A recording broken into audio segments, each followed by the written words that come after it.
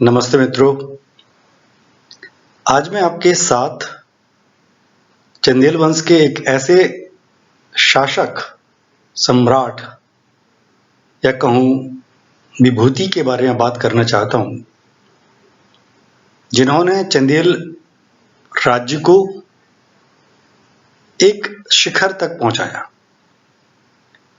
और उनका जो स्तुति गान है, चंदेल कालीन जो प्रारंभिक मुख्य शिलालेख हैं, उनमें वह जाने कितने दान पत्रों में देखने मिलता है। मित्रों, धंगदेव का स्वभाव भी बहुत ही विस्तृत रूप से श्लोकों में व्यक्त किया गया है।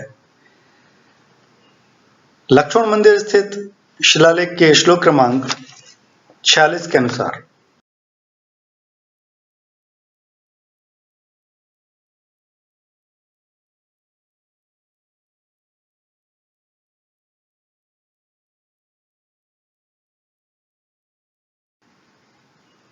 जो कि त्याग, पराक्रम, विवेक, कलाविलास, प्रज्ञा, प्रताप, विभव, प्रभव आदि के गुणों की खान है। इन सभी गुणों के कारण लोगों को शंका होती है, क्या यह कृतयुग अर्थात कलयुग की समाप्ति है? क्योंकि इस तरह का कोई पुरुष हो सकता है जिसमें इतने विशेष गुण हो। इसी तरह धंगदेव की क्रोधी स्वभाव के बारे में विश्वनाथ मंदिर स्थित प्रमथनाथ मंदिर शिलालेख के श्लोक क्रमांक 44 में उनको नरसिंह से तुलना की गई है। श्लोक क्रमांक 44 के अनुसार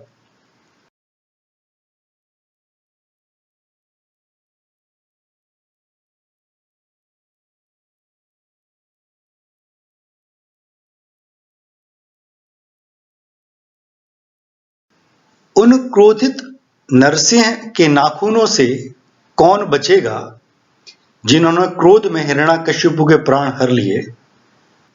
हिरण्य से स्वर्ण को लिया गया, तो यहाँ पे कवि थोड़ा सा अलंकारिक भाषा का प्रयोग करता है।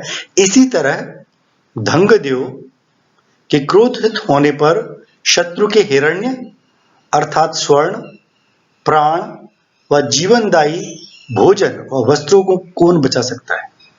अर्थात जब धंगदेव क्रोधित होते हैं तो शत्रु का कुछ भी शेष नहीं रहता।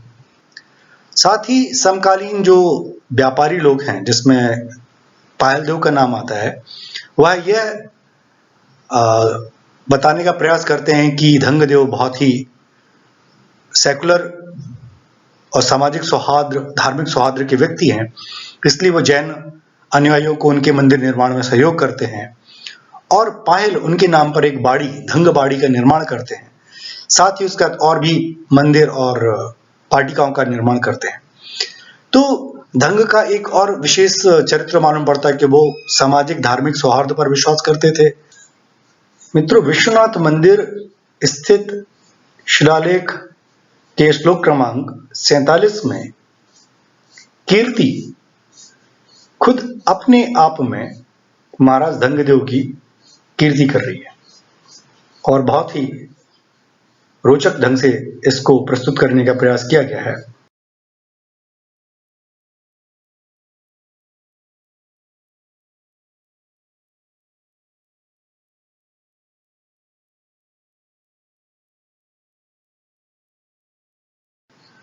तुम कौन हो और किसके हो और यहाँ किस लिए आए हो? चंद्रमा के समान दीप्यमान यहाँ आए। मैं धंगपति की पूर्ण कीर्ति हूं, वो ज्ञानियों के एकमात्र मित्र। पूरे विश्व में भ्रमण करने के पश्चात मुझे अनुमान है कि स्फुरित कौतिक से मैंने लोक आलोक पर्वत श्रृंखलाओं की सुंदर चोटियों को अवलोकित किया है। तो यहाँ पर कीर्ति खुद धंगदेव की प्रशंसा कर रही है।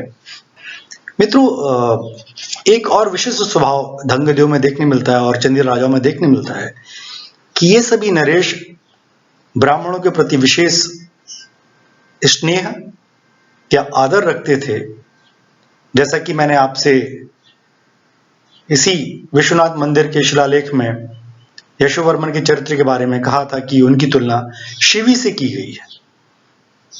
परंतु यहां धंगदेव को एक और कदम आगे बताने का प्रयास किया गया है, जहां वह ब्राह्मणों की आर्थिक मदद करने के लिए आए दिनों अपना तुलादान करते हैं। इसलिए उनको खजुराहो के शिलालेख में तुला पुरुष के तौर पे भी कहा गया है।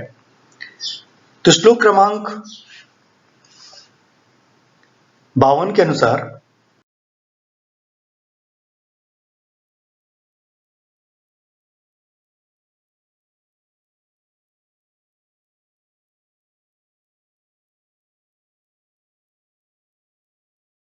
उनकी जय विकट अर्थात विशाल वट वृक्ष के समान है। करोड़ों स्वर्ण मुद्राओं में तुले अतुलित तुला पुरुष ने सैकड़ों बार अपने भार के बराबर स्वर्ण दान दिया। इससे आप अंदाजा लगा सकते हैं वो किस तरह से लोगों की आर्थिक मदद करते थे। इसी तरह जैसे मैंने आपसे कहा ब्राह्मणों के प्रति उनका विशेष स्नेह था, विशेष आदर था, तो वह उनके श्लोक क्रमांक 53 और 54 में व्यक्त होता है। श्लोक क्रमांक 53 के अनुसार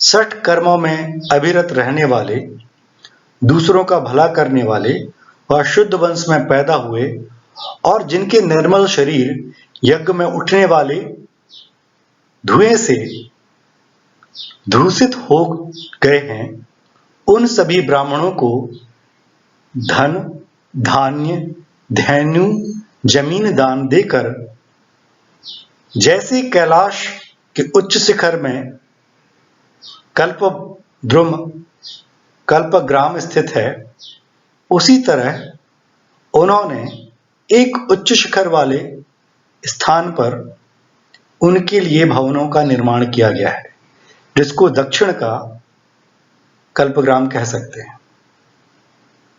इसी तरह श्लोक क्रमांक 54 में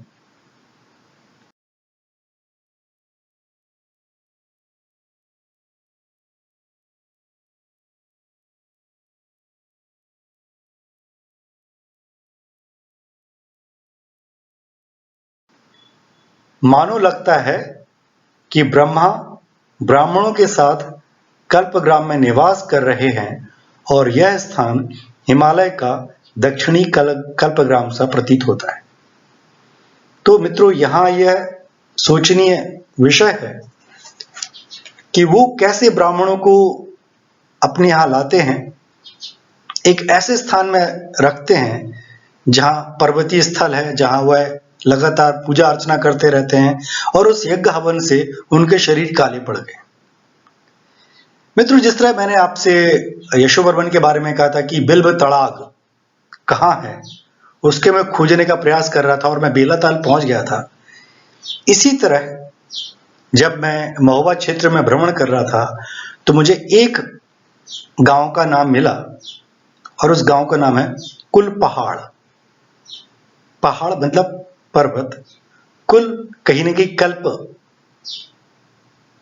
ग्राम से परिभाषित है और वहां पर जो ब्राह्मण रहते हैं उनको हम अग्निहोत्री कहते हैं। और आप जानते हैं अग्निहोत्री आमतौर पर यज्ञ करने वाले ही जो यज्ञ संबंधित ब्राह्मण थे उनको हम कहते थे। तो संभवतः जो कुल पहाड़ है वह पहले कल्प ग्राम रहा होगा। तो मित्रों, ये एक स्वभाव है राजा धंग का जो मैं आपसे शेयर करना चाह रहा था। मित्रों, चंदेल वंश में किसी राजा की मृत्यु का वर्णन मिलता हो मुझे ऐसा याद नहीं आता, परंतु विश्वनाथ मंदिर स्थित मरकतेश्वर शिलालेख में महाराज ढंग के इस शरीर को त्याग करने के बारे में बहुत सुंदर वर्णन देखने मिलता है। इस श्लोक क्रमांक 55 के अनुसार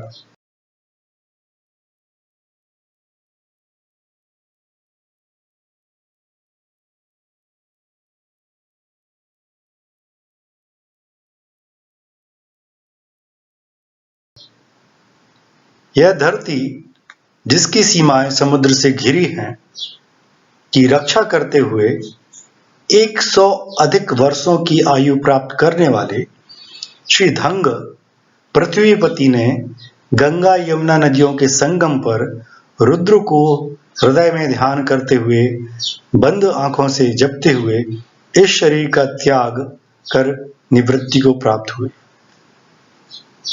सोचिए कैसा रोचक दृश्य रहा होगा कि गंगा यमुना का संगम है, एक 100 वर्षीय व्यक्ति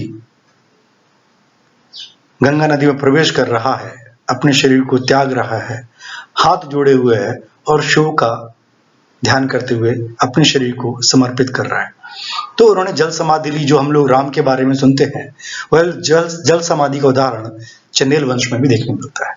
तो यह एक बहुत विशेष संवेदनशील घटना है जो इतिहासकारों ने या प्रशस्तिकार ने इस शिलालेख में वर्णित की। तो मित्रों, शायद ये सारी जानकारी आपको बहुत रोचक ज्ञानवर्धक लगी होंगी। अगर आपको यह सारी चीजें पसंद आती हैं तो प्लीज मेरे वीडियोस को शेयर करें, लाइक करें और सब्सक्राइब करें मेरे YouTube चैनल खजुराहो विद अनुराग को। नमस्कार।